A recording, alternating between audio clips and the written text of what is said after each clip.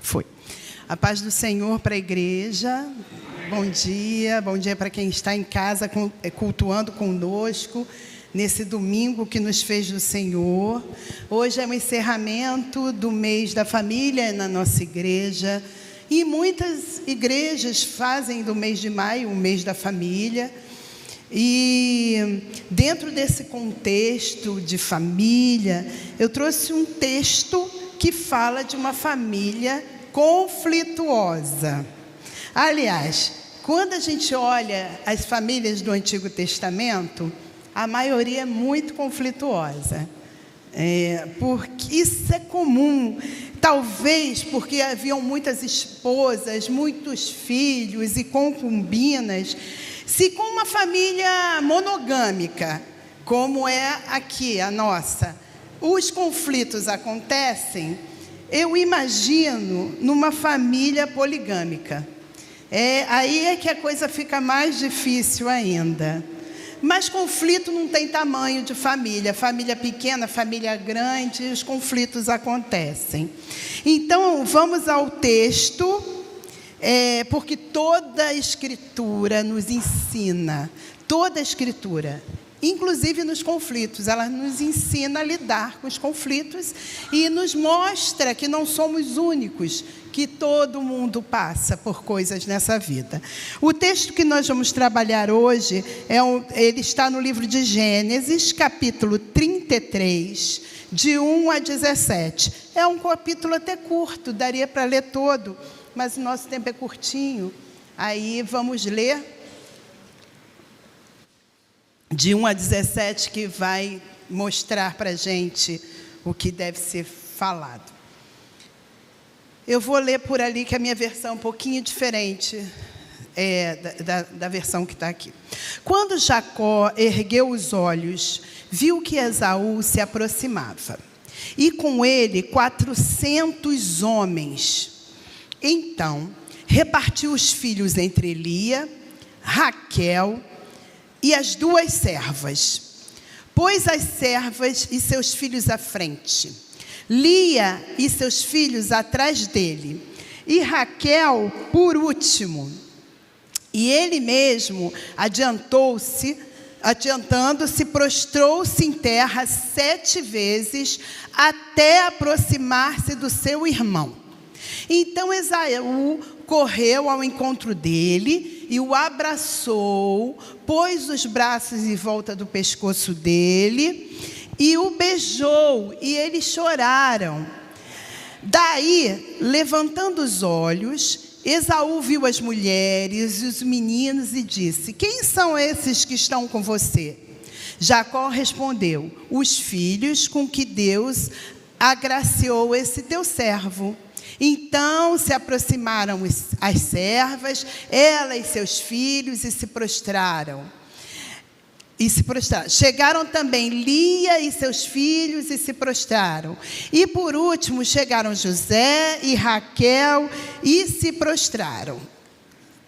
Esaú perguntou: qual é o seu propósito com esses grupos que encontrei? Jacó respondeu: é para obter favor na presença do meu Senhor. Então Esaú disse: eu tenho muitos bens, meu irmão, guarde o que você tem. Mas Jacó insistiu: não recuse. Se alcancei favor na sua presença, peço que aceite o meu presente, porque ver o seu rosto é contemplar o semblante de Deus, e você me acolheu tão bem. Portanto, aceite o meu presente que eu lhe trouxe, porque Deus tem sido generoso para comigo. Eu tenho fartura, e insistiu com ele até que ele aceitou. Então Esaú disse: vamos partir e seguir viagem, eu irei à sua frente. Porém Jacó lhe disse: meu senhor, sabe que esses meninos são fracos, eu tenho comigo ovelhas, vacas de leite. Se eles forem forçados a caminhar demais, um só dia morrerão todos e os rebanhos. Passe, meu senhor, adiante do teu servo, eu seguirei aos poucos no passo do gado, que me vai à frente, e no passo dos meninos, até chegar ao meu senhor em Seir. Esaú respondeu: então, permita que eu deixe com você algum dessa gente que está comigo. E Jacó respondeu: para quê? Basta que eu alcance favor aos olhos de meu senhor. Assim, naquele dia, Esaú voltou a Seir, pelo caminho por onde tinha vindo. E Jacó foi para Sucote, e edificou para si uma casa, e fez cabanas para o seu gado, e por isso o lugar se chamou Sucote. Sucote significa cabana, tá? Então, até aí, a gente vai usar algumas partes desse texto, algumas partes do capítulo anterior, porque esse texto é muito rico. Nós estamos, assim, diante de um texto que conta a história de dois irmãos que há 20 anos não se falavam, Jacó e Esaú. Esse conflito, ele nasce no coração da preferência dos pais, que passa na irresponsabilidade de Esaú, quando troca a sua primogenitura por um prato de lentilhas, um prato de cozido, e vai desaguar na usurpação de Jacó da bênção que Isaac que tinha preparado para Esaú, com a ajuda da sua mãe Rebeca. Então, um conflito gerado lá no início por uma preferência que vai parar numa usurpação. Esaú, a partir dessa usurpação da bênção, Jacó entra no lugar dele, com a ajuda de Rebeca, coloca peles, porque Esaú era bem peludo, prepara o guisado que Isaac tinha pedido, e ele abençoa Jacó, ao invés de abençoar Esaú. E Esaú, a partir daí, fica muito irado, com muita raiva, porque foi roubada a bênção dele. A gente vê isso no capítulo 27 de Gênesis, Esaú dizendo que mataria Jacó após os dias de luto de Isaac, porque Isaac já estava com bastante idade, e essa bênção foi proferida já na beira da morte. Enfim, ele ia esperar o pai morrer, esperar os dias de luto e matar Jacó, porque ele roubou a bênção. E aí a gente pode ver Provérbios 18, 19. Vê se vocês encontram Provérbios 18, 19 aqui. O meu está tão pequenininho que diz que o irmão ofendido um irmão ofendido resiste mais do que uma fortaleza, e as rixas são como trancas da porta de um castelo. Olha isso. Esse irmão aqui está muito ofendido, e é muito difícil lidar com essa ofensa. E aí, o que Rebeca faz? Conta para Jacó que o irmão vai matar, e Jacó foge. Ele vai embora de casa, vai para as terras ele vai para Padã Arã, e aí ele tem ali a sua vida muito transformada. Ali ele casa com Lia, ele depois casa com Raquel, ele prospera, ele fica na mão de um sogro muito difícil de lidar, um sogro muito complicado, enganador, né? E ele passa 20 anos nas mãos de Labão, que era o sogro dele, sofreu muito para casar com a mulher que ele amava, que era Raquel. E ele consegue finalmente, depois de 20 anos, sair das mãos das terras de Labão, muito rico. Ele prosperou muito nesse lugar, o Senhor prosperou. E ele escuta a voz de Deus dizendo que ele tem que voltar para Canaã. Ele precisa seguir o caminho, sair dali e seguir o caminho para Canaã, para Seir. E Seir ficava, né? Ele tinha que passar por esse lugar. Então, só que ele sabia que nesse caminho ele poderia encontrar o seu irmão.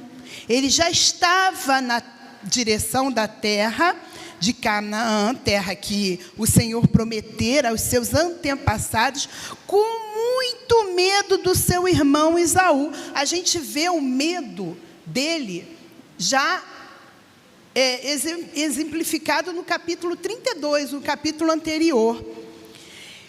Ele ora, no versículo 11, ele diz assim: livra-me, peço, da mão do meu irmão, da mão de Esaú, porque o temo, porventura não venha e me fira, e a mãe dos meus filhos.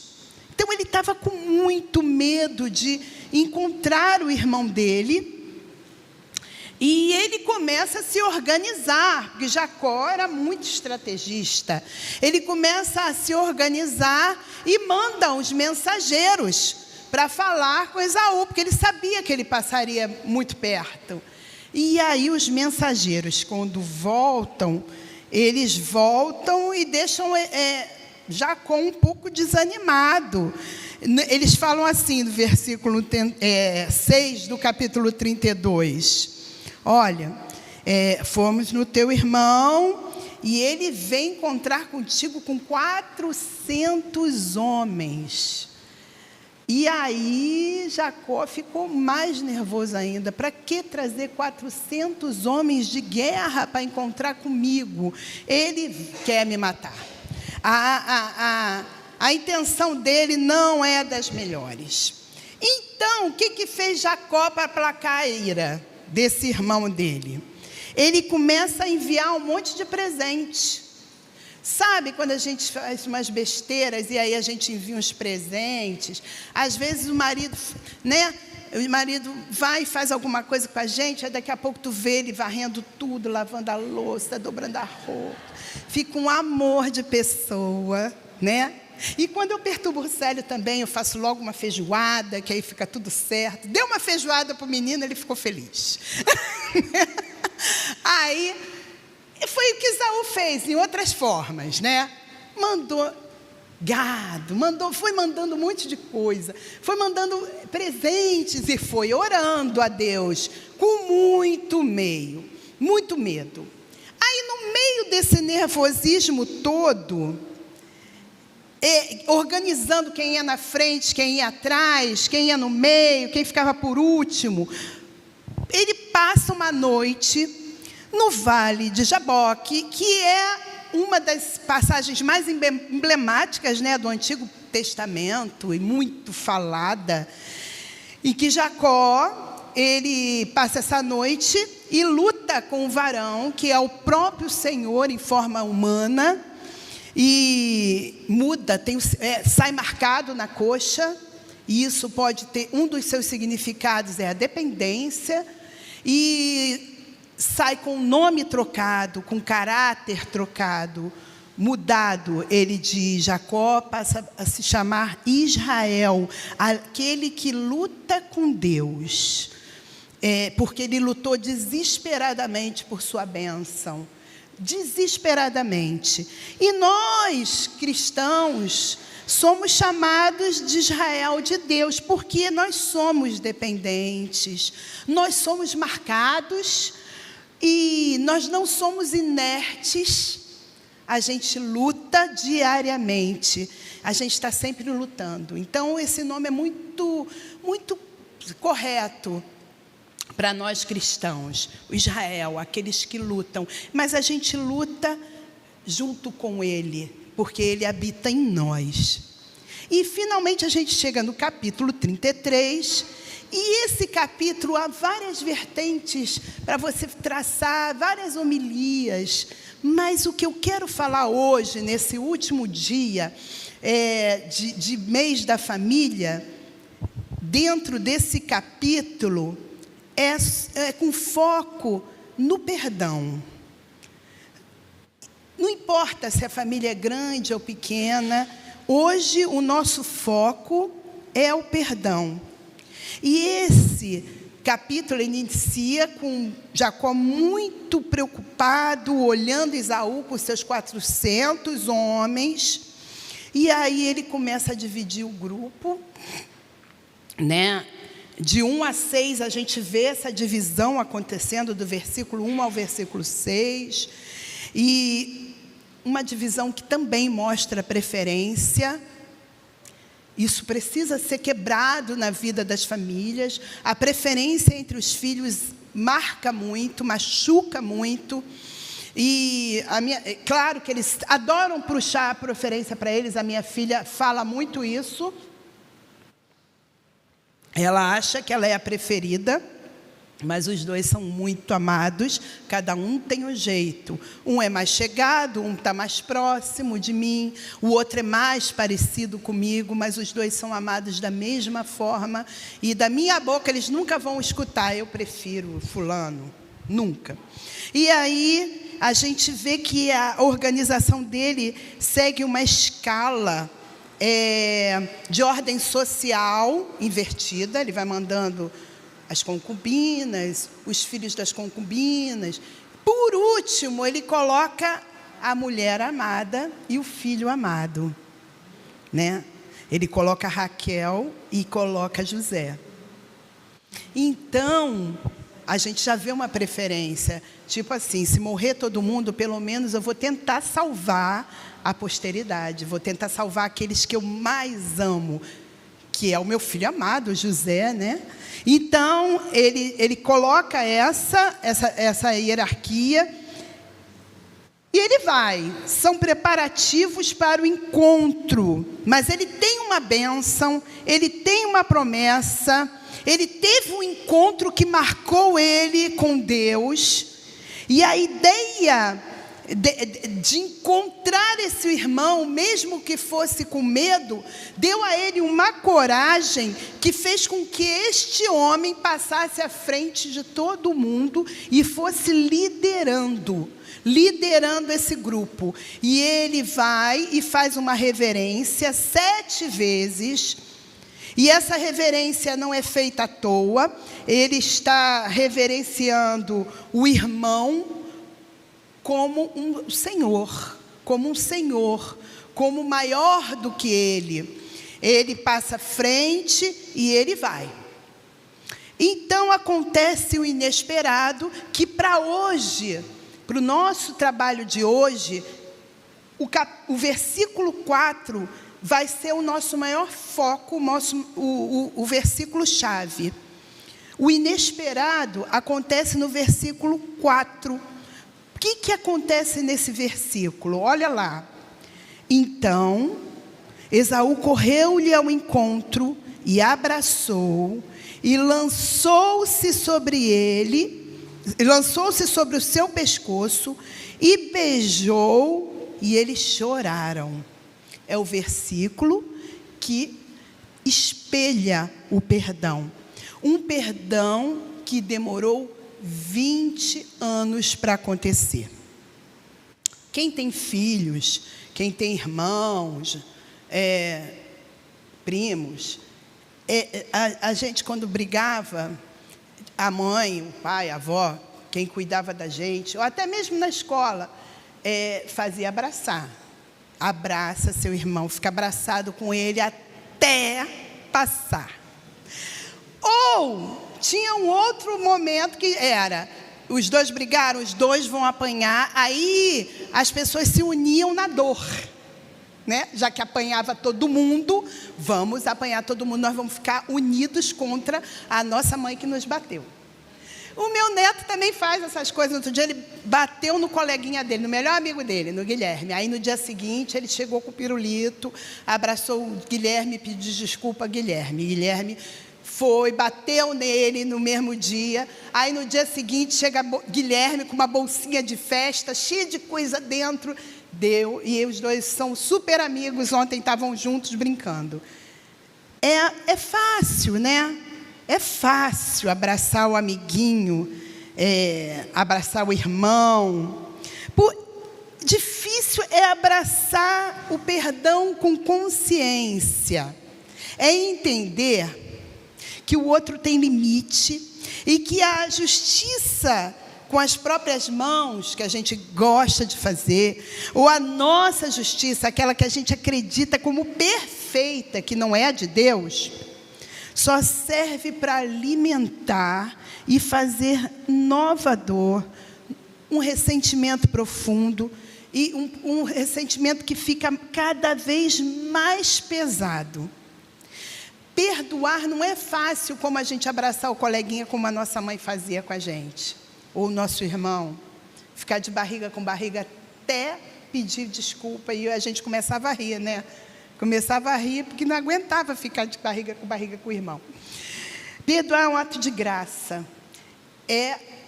Perdoar é graça, é divino, é dom, é dado por Deus, é libertador, pois a gente carrega peso, muito peso quando tem falta de perdão.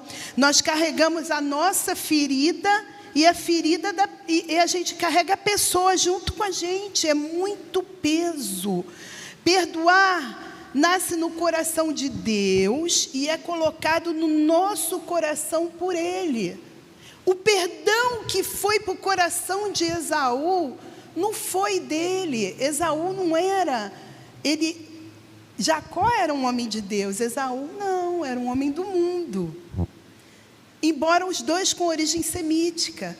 Mas esse perdão é colocado no coração de Esaú pelo próprio Deus. Abraçar meu irmão é fácil.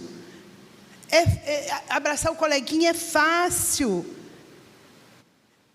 A gente está obedecendo uma ordem, mas o ato do perdão não é fácil, não é simples. Nós éramos obrigados por nossos pais, mas nós não somos obrigados por nosso Deus. Ele não nos obriga a nada, Ele simplesmente doa essa graça. E cabe a nós decidirmos querer perdoar. Saber executar essa graça que é dada por Deus a nós. Nós somos feridos, e as feridas do seio familiar e da família de Deus, elas doem muito mais do que outras feridas. Por quê? Porque é um lugar que você acha que você nunca vai estar que você nunca vai estar machucado. É um lugar, hoje eu estava falando com os jovens, a igreja, para mim, é o lugar da Assembleia dos Santos. Então, você olha e fala assim, aqui eu não vou me machucar, aqui é um lugar de cura, de abraço, de aconchego. Mas é mais fácil você sentir muita dor por quem te fere na família de Cristo e na tua família social do que por um desconhecido. Perdão é um ato de muita coragem. Esaú teve muita coragem. Jacó teve muita coragem. Eu não sei se eu teria tanto. Eu peço a coragem a Deus. Hoje a gente falou de santidade. Eu estou no momento, junto com vocês, de santidade progressiva.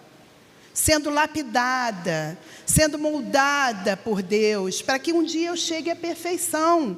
Eu não sei se eu teria essa coragem, por exemplo, de uma mulher holandesa chamada Corrie ten Boom, que foi levada junto com a sua irmã Betsy num campo de concentração.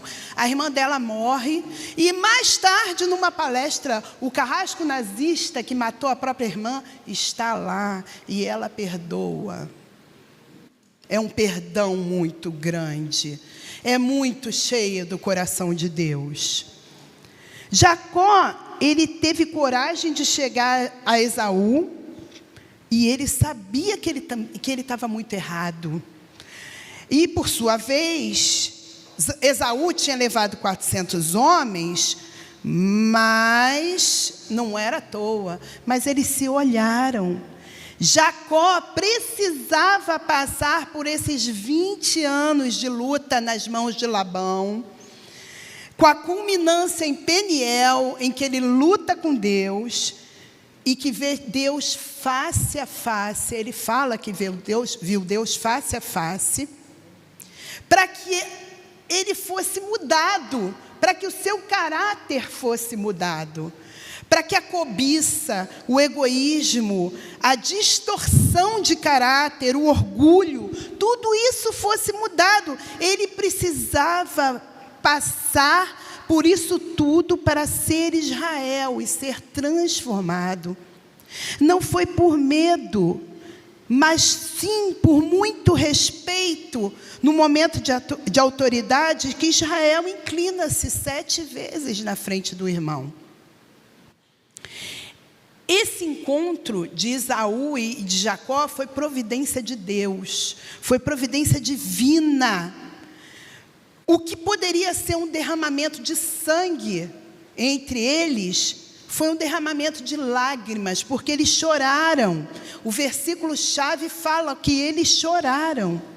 Deus mudou o coração de Esaú, Deus respondeu à oração de Jacó, e Deus preparou um encontro em que a face de Jacó estava resplandecendo o brilho do Senhor, e a face de Esaú, no versículo 10, foi vista por Jacó. Então disse Jacó: não, se agora, no versículo 10, que fala assim: mas Jacó insistiu: não se recuse, se alcancei favor da sua presença, peço que aceite o meu presente, porque ao ver o seu rosto, é como contemplar o semblante de Deus, e você me acolheu tão bem.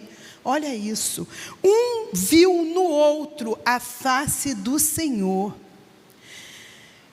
Um viu no outro. O perdão, essa providência divina, a gente precisa desejar para a nossa família nesse último dia de culto da família. Nós precisamos desejar uma família unida, entregue verdadeiramente ao Deus de Israel. A gente precisa desejar que a nossa família seja uma família onde o perdão e a misericórdia estejam pairando. Em Efésios 2,14 fala assim: Ele é a nossa paz, Ele que fez de 2 povos um só, destruindo o muro da inimizade que os separava. Então, o que Deus está falando hoje para a gente aqui é isso, que há um muro de inimizade, muitas vezes construído dentro do nosso seio familiar e dentro da nossa família de Cristo, que precisa ser destruído, e é destruído através da nossa vontade, através das mãos do Senhor, através do nosso querer, não é nem a vontade, é nosso querer, a nossa querência, de dizer: Senhor, eu quero que a minha família seja uma, que nós sejamos um. E aí o relato continua, de 2 a 15. E Esaú aceita a bênção de Jacó e queria seguir com ele para Seir, que era a terra de Esaú. Ele fala: meu irmão, vamos juntos, vamos para a terra, vamos para a minha terra, vamos para a terra de Esaú, vamos para a terra de Seir. Vamos juntos, não vamos separados não vamos ficar mais separados. E aí o que acontece? Jacó, existem vários motivos que são colocados à frente dessa forma de Jacó agir, que a gente pode examinar. Jacó fala assim: não, segue, vai você sozinho, vai na minha frente. Sabe por quê? porque eu estou com criança, mais ou menos assim. Eu estou com criança, eu estou com gado, a gente é muito lento. Você tem homens de guerra, você tem homens fortes com você, a gente é muito lento.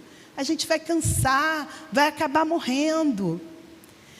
Ele não segue o irmão. Ele dá esse tipo de desculpa. Seir ficava 165 quilômetros para baixo. Vamos supor que eles estejam aqui. Seir ficava 165 quilômetros para baixo. E aí Jacó toma um outro rumo, que demora 6 quilômetros, perto, que é Sucote, Canaã. E isso nos ensina o seguinte, que o fato do perdão ter sido liberado não significa que nós precisamos ficar juntos, não significa que precisamos andar juntos. Significa que você não tem que carregar mais o peso. Perdoar é deixar livre para ir.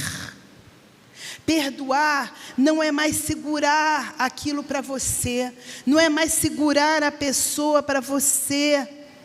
É óbvio e é maravilhoso que você quer sentar e confraternizar e almoçar junto e estar todo mundo na mesma mesa, mas nem sempre isso é possível. E nem sempre você quer que isso seja possível também. Então, perdoar não é errado você perdoar e deixar ir. Você não carrega mais o peso. É não carregar mais o peso. E essa liberdade gera bênção. Essa liberdade gera prosperidade. Jacó, ele chegou aonde ele precisava chegar. Ele chegou em Canaã. Por que ele não quis ir com o irmão? Ele poderia ser desconfiado, poderia estar desconfiado de que poderia haver alguma coisa. As crianças, a lentidão podia irritar Esaú? Não sei, é uma das vertentes. Outra vertente é falta de pastagem nas terras de Esaú. Eram montanhas, poderia. Mas a mais usada e a mais apropriada é que Seir é fora do caminho de Canaã, é fora de Canaã. E Jacó, ele tinha um mandato de Deus, ele tinha que obedecer a Deus. Deus mandou ele ir para Canaã. E lá ele prosperou, ele construiu casa, ele construiu um altar para Deus. Isso é bênção de Deus, porque o perdão entre os irmãos foi liberado. Ele chamou aquele altar de Deus de Israel. Primeiro era o altar de Deus de Abraão e de Isaac. E agora ele é reconhecido como o altar de Abraão, de Isaac e de Jacó. O perdão, ele transforma a nossa casa, seja ela a casa que moramos ou a casa de oração, num lugar de amor, de amadurecimento, de força e de misericórdia. A atmosfera de uma casa perdoadora, e aí eu estou falando nós, casa do Senhor, igreja, a casa do Senhor, família, casa do Senhor. Ele transforma essa casa num lugar misericordioso, um lugar de uma atmosfera misericordiosa. E a maior prosperidade, o shalom de Deus, que shalom significa muita coisa, não é só a paz. A paz que está nesse lugar, a paz que vem, ela vem e gera bênção e gera prosperidade. Esse é o shalom de Deus. o seu reconhecimento como Israel de Deus, que tem o Deus de Israel. Esse é o nosso maior reconhecimento. Esse é o nosso maior shalom de Deus. Saber a tua família, aquele que te magoou, o teu irmão, seja em Cristo, o teu parente, o teu melhor amigo, e a gente está falando de família, aquele que te magoou, entender que você é tão cheio da misericórdia de Deus, que Ele vê em você o Deus de Israel, e você tem o reflexo do Deus de Israel em você. Isso aqui é a paz do Senhor. Então, meu irmão, esse relato bonito nos ensina muito, porque falta de perdão é você beber um veneno achando que o outro vai morrer. Isso é falta de perdão. Quem morre é você. Ele nos ensina que o Senhor trabalha no nosso coração e no coração de quem a gente machucou e no coração de quem nos machucou.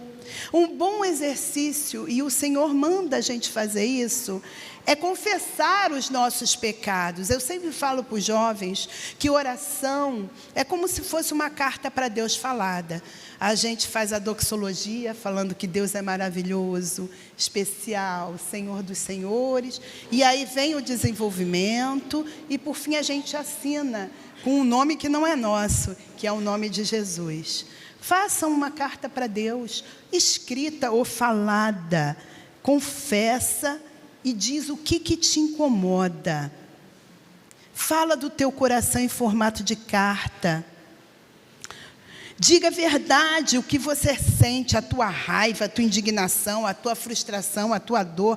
Não perca a chance hoje, não permita que a falta de perdão e arrependimento entre na tua família e vire uma mágoa. Não fique tomando esse veneno achando que o outro vai morrer. Hoje é dia de reconciliação. Hoje é dia de abraçar o teu ente, livre de amarras, dívidas e dores. Perdão é para os corajosos. Nenhum lar sobrevive à falta de perdão. O perdão é um pilar que segura o amor da tua família. Ele é um pilar que segura o amor. O Senhor hoje quer alcançar famílias, e a família de Cristo também. Ele quer restaurar, Ele quer reconciliar, Ele quer colocar a sua mão poderosa sobre a vida da tua família. A morte de Jacó ia quebrar a promessa de Abraão. Então, o Senhor, assim a gente vê toda a providência divina. Podia ser assim, deixa para lá, deixa Deus agir na mão, deixa na mão de Deus essa pessoa que feriu. Nada disso, pois também somos filhos da promessa.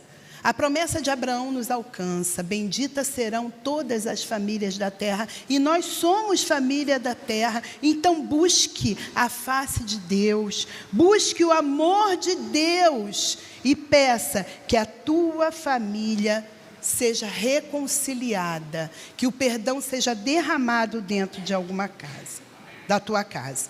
Para encerrar, eu deixo o versículo de Marcos 11, 25, 26. Quando estiverem orando, se tiverem alguma coisa contra alguém, perdoem-no, para que também o Pai Celestial perdoe todos os pecados. E se vocês se perdoarem também, o seu Pai que está no céu será perdoador. E se não se perdoarem, Ele não perdoará os nossos pecados. Perdão é para os fortes. É o que o Senhor fala para Pedro, 70 vezes 7. Jesus perdoou muito antes da gente na cruz. Jesus na cruz fala para o Senhor: Pai, perdoa porque eles não sabem o que fazem. O perdão passa pela cruz. Então, coloque a tua dor, a tua mágoa, tudo que você tem contra o teu próximo, da tua família, hoje, que a gente encerra o dia da família, coloca na cruz. porque a cruz vai lavar o teu coração. E enquanto está trabalhando em você, também vai trabalhar em quem te feriu, ou quem você feriu. E o perdão, creio eu, em nome de Jesus, e essa é a oração que eu faço para a igreja, será derramado, assim como foi em Esaú e Jacó. E assim como será nos povos que Esaú e Jacó geravam. Um dia, esse perdão vai acontecer. E eu creio que a Palestina será um lugar de paz. Que Deus abençoe a todos e que a família de vocês seja inundada de misericórdia.